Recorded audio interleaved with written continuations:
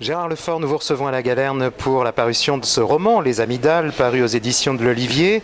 C'est vrai qu'on vous a beaucoup lu, vous avez beaucoup écrit en 35 ans de journalisme à Libération, et vous vous êtes donc imposé de poursuivre l'écriture avec ce premier roman. J'ai lu quelque part de vous, je deviens fou si je n'écris pas. Oui, c'est ça. Il y a des écrivains qui disent quand je n'écris pas, je deviens fou. Moi, c'est le contraire. C'est quand j'écris que je deviens fou. Voilà. Oui, donc je confirme cet aphorisme. Ben oui, parce que c'est une cavalcade.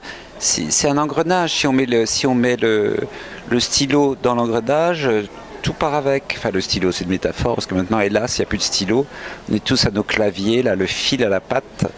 Mais oui, c'est quelque chose d'irrépressible. Quand je m'y mets, j'ai l'impression de devenir complètement zinzin, oui. Et en même temps, si vous n'écriviez pas, ça n'irait pas. Il y aurait quelque chose qui probablement. Vous savez, c'est la fameuse réponse de Beckett à pourquoi écrivez-vous. Il avait répondu Boncassa. Boncassa, pas Bocassa, Boncassa et le général Boncassa. Bon, voilà, j'aimerais bien entrer modestement dans la famille des Boncassa, quoi, voilà.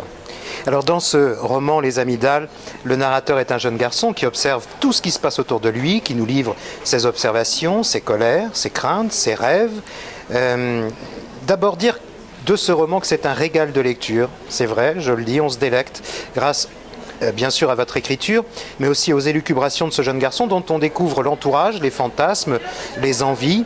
Et oui, comme le dit le 4e de couverture, c'est une plongée dans l'intime et le sauvage, dans l'histoire et les désordres de l'humain. C'est cela le but, en fait, aussi de ce premier roman ? Oui, parce que je raconte l'histoire d'un petit gars dont on ne sait pas très bien quel âge il a, entre 8 et 12 ans, dont on ne saura jamais comment il s'appelle, parce que ça n'est pas une autobiographie, tout simplement. Cette enfance-là, c'est pas la mienne, hein, du tout.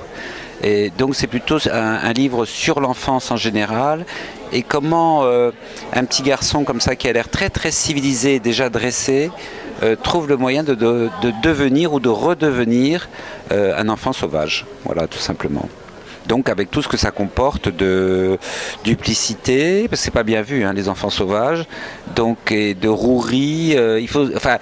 J'aimerais pas trop le connaître, moi, parce que vu son vocabulaire et la manière dont il voit les choses, j'aimerais pas être au cœur de sa cible, quoi. Voilà.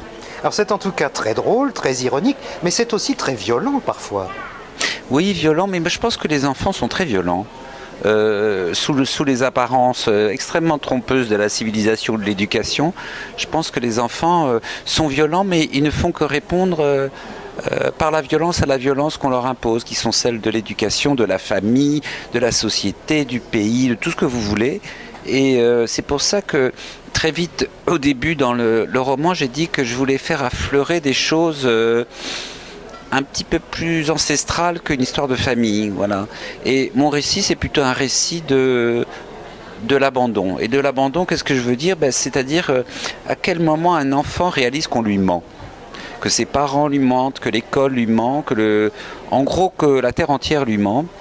Souvent pour des bonnes raisons, parce que si on ne mentait pas aux enfants, les pauvres chéris, ils refuseraient de grandir, hein, parce que si on leur ment pas et si on leur dit la vérité de ce qui les attend, ils voudront faire marche arrière plutôt que marche avant.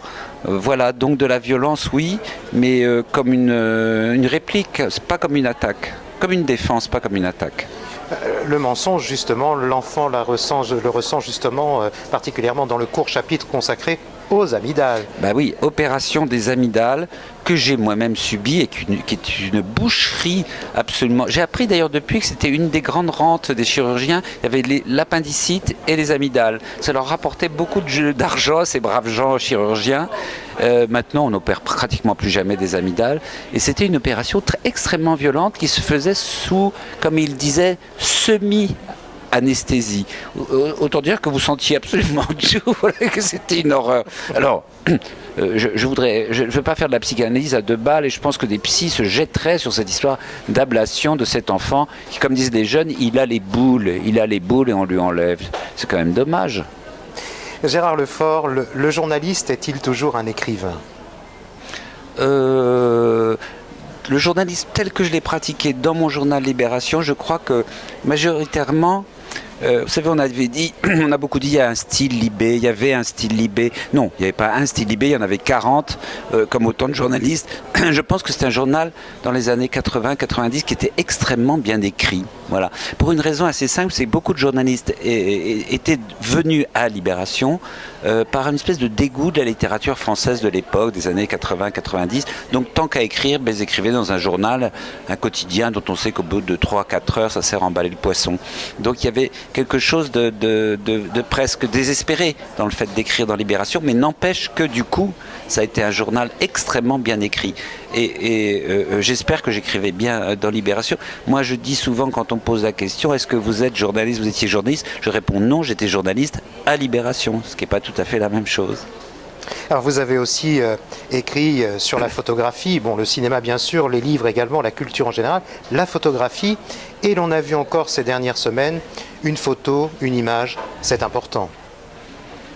Oui, ça je ne m'en lasse pas, c'est la seule chose que je regrette d'ailleurs quand j'ai quitté Libération, c'est de ne plus avoir cette chronique sur la photo une fois par semaine, mais heureusement il y a le responsable, monsieur Alain Genestar, qui s'occupe de la revue Polka, qui est une revue de photographie, qui m'a demandé de reconduire cet exercice une fois tous les 2 mois dans son magazine. Donc je poursuis ça, ça continue à m'intéresser. Enfin, et puis elle nous tombe dessus maintenant, les photos de ce petit garçon qu'on a trouvé mort au bout d'une plage. Puis dans l'actualité plus récente, ces 2 types d'Air France qui se sont fait à moitié lyncher. Moi, ça m'a plutôt fait sourire qu'autre chose. Ils l'ont pas quand même tué ou étranglé. Bon, le gars déchiqueté, bon, mais c'est marrant parce que cette image a déjà fait le tour de toute la presse française, voire internationale, comme une espèce d'offense faite au pouvoir. Mais ce qu'on a moins vu, c'est par exemple une déléguée syndicale que j'ai vue de la CGT, d'Air France, qui expliquait en larmes pourquoi son emploi était menacé. Alors là, ça par contre, on l'a pas vu. Il faut aller chercher sur des sites de la CGT, en l'occurrence, pour trouver ce témoignage qui me semble beaucoup plus grave et poignant que cette histoire de type. Ils ont les moyens, hein, DRH de Air France, à mon avis, il a les moyens de se racheter et une chemise. D'habitude, c'est les prolos qui mouillent leur chemise. Là, c'est le patron qui a déchiré sa chemise. Allez, bon, une fois n'est pas costume. Pour terminer cet entretien, Gérard Lefort, si vous aviez un livre à conseiller à ceux qui nous écoutent et nous regardent. Eh bien, je vous remercie de cette demande parce que ça s'appelle Le Caillou. Voilà, Le Caillou, Sigolène Vincent, c'est aux éditions Le Tripode, très bonne maison d'édition. Et c'est l'histoire d'une femme qui voulait devenir un caillou. Je vous en dis pas plus et j'incite tous vos lecteurs à vous jeter là-dessus. C'est formidable et j'ai l'impression que de toute façon, en général en France, les femmes écrivains ont une longueur d'avance sur les hommes. Dans le style, dans les histoires, dans la fantaisie. Ouais, elles en savent plus que nous, hein, pauvres hommes. Merci beaucoup. Merci à vous.